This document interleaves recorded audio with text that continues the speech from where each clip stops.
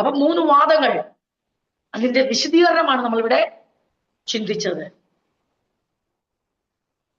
അങ്ങനൊരു പ്രതിഫല തത്വചിന്ത, പ്രവർത്തികൾക്ക് തക്കവണ്ണം പകരം കൊടുക്കുന്ന ദൈവമെന്നുള്ള ആ ചിന്ത മാനവജാതിയുടെ ആഴമായി പതിഞ്ഞിട്ടുള്ളത് ഒരു പരമാർത്ഥ സത്യമാണ്.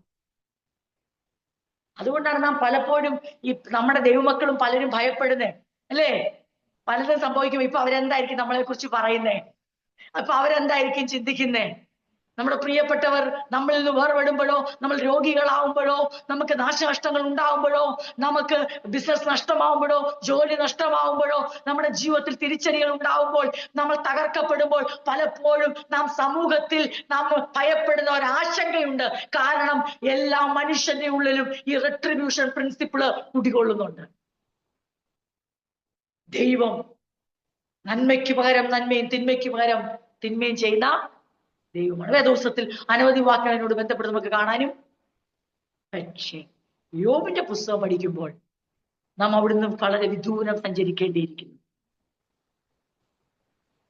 നാം തത്വങ്ങളിലും വാദങ്ങളിലും നിന്നുകൊണ്ട് യോബിന്റെ പുസ്തകത്തിന്റെ മർമ്മം നമുക്ക് മനസ്സിലാകത്തേ ഇല്ല. അങ്ങനെ സ്നേഹിതർക്കും മനസ്സിലായില്ല, എന്തിനു പറഞ്ഞു യോബിനും മനസ്സിലായി. ഒന്നുകൂടെ ഞാൻ പറയാം, ദൈവം നല്ലവനും നീതിമാനുമാണെന്ന് യോബും വിശ്വസിച്ചു, യോബിന്റെ സ്നേഹിതന്മാരും ആ വാദത്തിൽ അവർ ഉറച്ചു നിന്നു. പക്ഷേ രണ്ടാമത്തെ കാര്യം വന്നപ്പോൾ സ്ഥിതി വഷളായി, സ്ഥിതി വ്യത്യാസമായി. രണ്ടാമത്തെ തത്വമായ അല്ലെങ്കിൽ രണ്ടാമത്തെ വാദമായ ദൈവം പ്രവൃത്തിക്ക് തക്കവണ്ണം പകരം ചെയ്യുന്ന ദൈവമാണെന്ന് സ്നേഹിതർ വാദിച്ചപ്പോൾ അവർ അതിനെ കണ്ടെത്തിയത് യോബിന്റെ പാപനിമിത്തമാണിത്. യോബ് കണ്ടെത്തിയത്, കാരണം യോബ് ഏത് വാദത്തിൽ കൂടെ ഉറച്ചു നിന്നു? മൂന്നാമത്തെ വാദമായ ജോബ് ഈസ് ഇന്നസെന്റ്, യോബ് നിഷ്കളങ്കനാണ്, അവൻ ഈ പറയുന്ന ഒരു കുറ്റവും ചെയ്തിട്ടില്ലെന്നുള്ള വാദം ആരംഗീകരിച്ചില്ല? സ്നേഹിതന്മാർ അംഗീകരിച്ചു. പക്ഷെ യോബ് ആ സ്റ്റാൻഡിൽ ദൈവം സംസാരിക്കുന്നതുവരെ, ദൈവം ഇടപെടുന്നതുവരെ യോബ് 4 പേരും കിണഞ്ഞു പരിശ്രമിച്ചിട്ടും യോബ് അവകാശവാദത്തിൽ നിന്ന് മാറിയില്ല. എന്നാൽ യോബിന്റെ ഹൃദയത്തിലും ഭാരമേറിയ ചിന്തകൾ ആഞ്ഞടിച്ചു. എന്നാൽ യോബ് ഒരു പ്രത്യേകത എന്ന് ചോദിച്ചാൽ, അത് ദൈവത്തെ ചോദ്യം ചെയ്ത് ദൈവത്തോട് പാപം ചെയ്യാൻ കാരണമായില്ല. കാരണം ഭാര്യയോട് പറയുന്നു, അവൻ നമുക്ക് നന്മ ഇത്രയും നാളും തന്നെങ്കിൽ, അവൻ നമ്മുടെ ജീവിതത്തിൽ ഒരു തിന്മ അനുവദിച്ചാൽ, അവൻ നമ്മുടെ ജീവിതത്തിൽ നമുക്ക് ഇഷ്ടമില്ലാത്ത ബാഡ് തിങ്സ് അനുവദിച്ചാൽ, അത് നമുക്ക് ക്ലേശകരമായത് അനുവദിച്ചാൽ നമ്മൾ അതിനെയും സഹിക്കേണ്ടതല്ലയോ? കാരണം യോബിന്റെ ഹൃദയം ദൈവത്തോട് പറ്റിയിരുന്നത് കൊണ്ട് താൻ സംസാരിക്കുമ്പോൾ തന്റെ വാക്കുകളെ സൂക്ഷിച്ചിരുന്നു. എന്നാൽ തന്റെ പേഴ്സണലായ തകർച്ചകളും വേദനകളും യോബ് ഇവിടെ തുറന്നു കാട്ടുന്നതും നമുക്ക് കാണാൻ കഴിയും. അപ്പം ഈ കാര്യം വ്യക്തമായെന്ന് എനിക്ക് മനസ്സിലാകുന്നു. അങ്ങനെ ആ പ്രതിഫല തത്വത്തിൽ യോബും അതിലേക്ക് നയിക്കപ്പെട്ടുകൊണ്ട് യോബിനെ ഒരു ക്വസ്റ്റ്യൻ കൊണ്ടെത്തിച്ച ക്വസ്റ്റ്യൻ എന്നറിയാമോ? തന്റെ സ്നേഹിതന്മാർ ആ തത്വത്തിൽ ഉറച്ചു നിന്നപ്പോൾ അവരെ കൊണ്ടെത്തിച്ചത് യോബിന്റെ നിഗൂഢ പാപമാണ്. പക്ഷെ യോബ് ഈ പ്രതിഫല തത്വത്തിൽ ദൈവത്തിന്റെ സ്വഭാവം ഇങ്ങനെയാണ് എന്ന് യോബ് വാദിക്കാൻ തുടങ്ങിയപ്പോൾ യോബിനുണ്ടായ പ്രശ്നം എന്നറിയാമോ?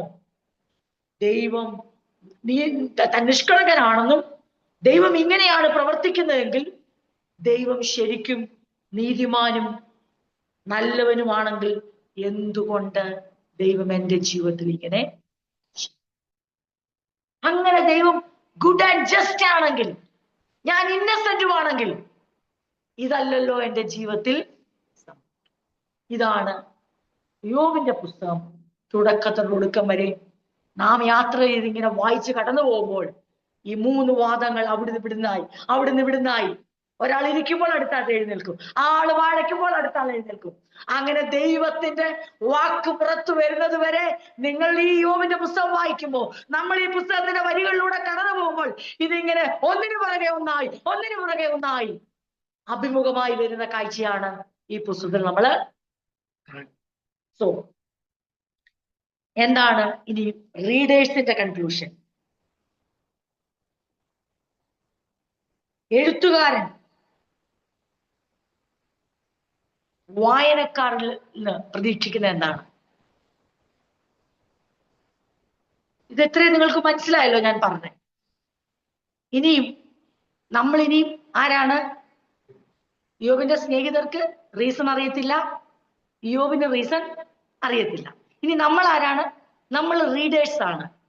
നമ്മൾ ഇതിന്റെ തുടക്കം മുതൽ ഒടുക്കം വരെ വിത്ത് റീസണിൽ എന്താണ് വൈ എന്നുള്ള റീസൺ ഇവിടെ കാണുന്നുണ്ട് തുടക്കത്തിൽ തന്നെ. അപ്പൊ അതോടുകൂടെ നമ്മൾ വായിക്കുമ്പോൾ നമ്മൾ ഏത് കൺക്ലൂഷനിൽ എത്തണമെന്നാണ് ഇതിന്റെ എഴുത്തുകാരൻ അല്ലെങ്കിൽ ദൈവത്തിന്റെ പരിശുദ്ധാത്മാവ് ഈ പുസ്തകം നമുക്ക് തരുമ്പോൾ ആഗ്രഹിക്കുന്നതെന്ന് ചോദിച്ചാൽ, നമ്മളൊരു കൺക്ലൂഷനിൽ എത്തണം. ആ കൺക്ലൂഷൻ ഇതാണ്: ദൈവം നല്ലവനും നീതിമാനുമാണ്. 2, യോബ് നിഷ്കളങ്കനാണ്. കാരണം എന്തുകൊണ്ട് നമുക്ക് ഉറപ്പിക്കാം?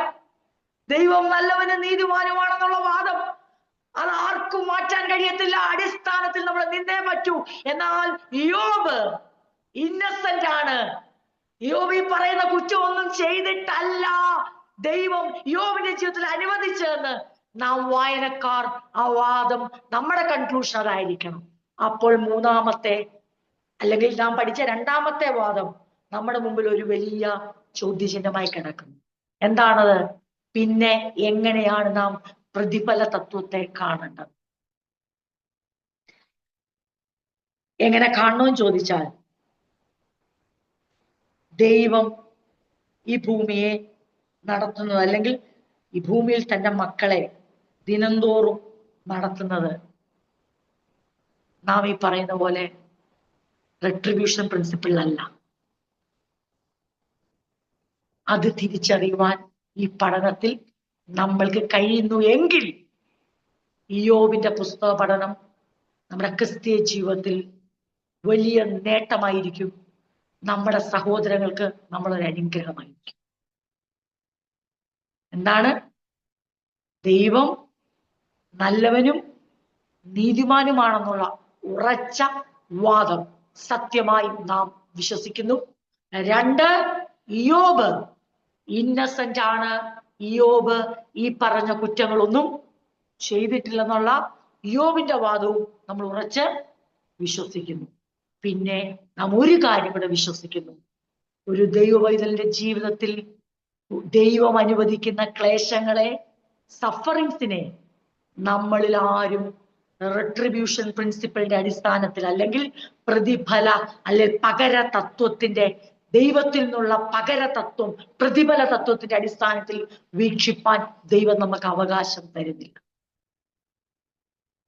അതുകൊണ്ടാണ് ഒടുവിൽ യോബിന്റെ സ്നേഹിതന്മാർ ദൈവത്തിന്റെ ആ ജ്വലിക്കുന്ന കോപത്തിന് മുമ്പിൽ നിൽക്കേണ്ടേ. ദൈവം നല്ലവനും നീതിമാനുമെന്ന് വിശ്വസിച്ചത് ദൈവത്തിന് കോപം ഉളവാക്കിയില്ല.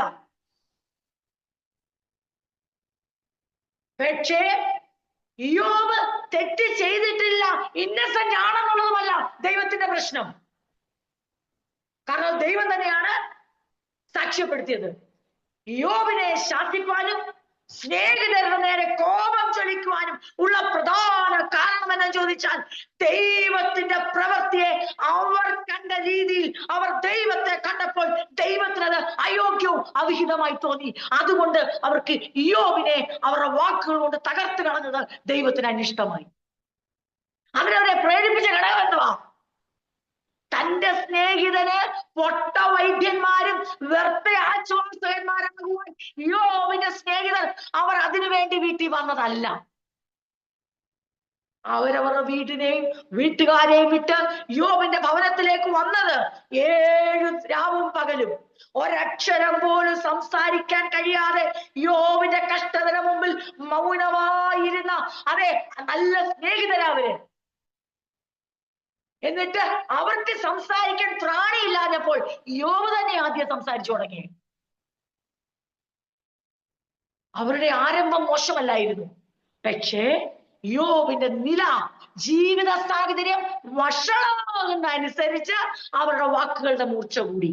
അത് മൂർച്ച കൂടാനുള്ള കാര്യം എന്ന് ചോദിച്ചാൽ, അവരുടെ ഉള്ളിൽ ദൈവത്തിന്റെ നീതിയെക്കുറിച്ച്, ദൈവത്തിന്റെ പ്രവൃത്തിയെക്കുറിച്ച് കുറിച്ച് അവർ ഈ പ്രതിഫല തത്വത്തിൽ ഉറച്ചു നിന്നത് കാരണം ദൈവത്തെയും ദൈവത്തിന്റെ പ്രവൃത്തിയെയും തന്റെ ഭക്തനെയും മനസ്സിലാക്കാൻ കഴിയാതെ അവർ അവിഹിതമായി, അതുകൊണ്ടാണ് പറഞ്ഞത് നിങ്ങൾ എന്നെ കുറിച്ച് വിഹിതമായത് സംസാരിച്ചിട്ടില്ല.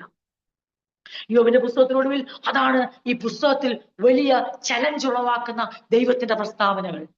നിങ്ങൾക്ക് നേരത്തെ എന്റെ കോപം ജ്വലിക്കുന്നു.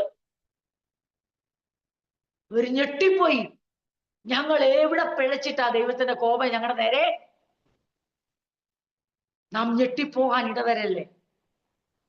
നാം അടിപതറിപ്പോവാൻ ഇടവരല്ലേ?